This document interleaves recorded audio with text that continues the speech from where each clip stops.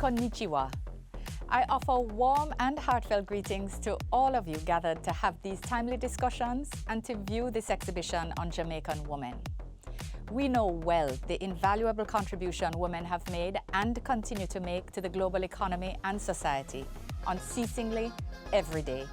But as there's still such a distance for us all to travel fundamentally, it is still so important that we recognize women in a special way when we celebrate International Women's Day. I commend Her Excellency Shauna K. Richards, Ambassador of Jamaica to Japan, for organizing this event. I also thank her for extending this invitation to address you this afternoon at this showcase inspired by a specially commissioned book titled Jamaican Women of Distinction, Holding Up More Than Half the Sky. This attribution resonates so well for so many of our women. As Jamaica celebrates its 60th year of independence, there are many milestones of which my country can be immensely proud. I begin with the appointment of the Most Honorable Portia Simpson Miller as the first female Prime Minister of Jamaica in 2006. While certainly not next in importance, please allow me to acknowledge the historic nature of my own appointment as Jamaica's first female Minister of Foreign Affairs and Foreign Trade in 2016. In this capacity, it has been a great pleasure to appoint a female ambassador to Japan, in addition to 7 other female ambassadors and high commissioners across the world. They demonstrate every day the capacity and capability of women to serve at the highest levels of government and to do so with distinction, determination, and competence. Notably, Jamaica earlier this year was also privileged to see the elevation of Rear Admiral Antoinette Weems Gorman to the post of Chief of Defense Staff of the Jamaica Defense Force.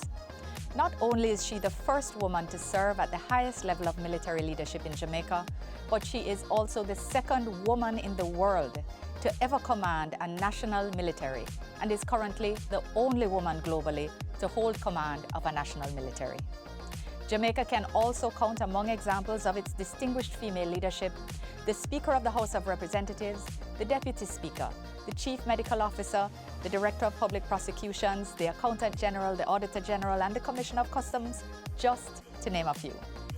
In addition, we are proud to witness progress with the largest cohort of female parliamentarians serving in both Houses of Parliament and in the Cabinet of Jamaica, an achievement in which Jamaica takes pride. We are happy to be a role model in this area.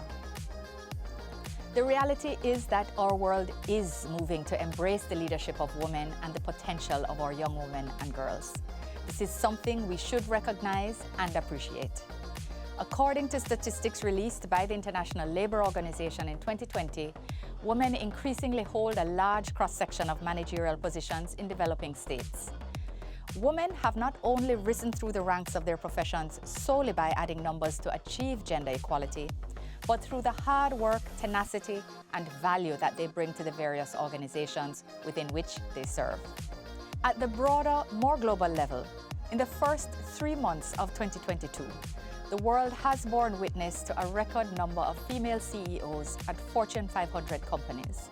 As of March 2022, there were 74 female CEOs employed among the 500 highest grossing companies in the world.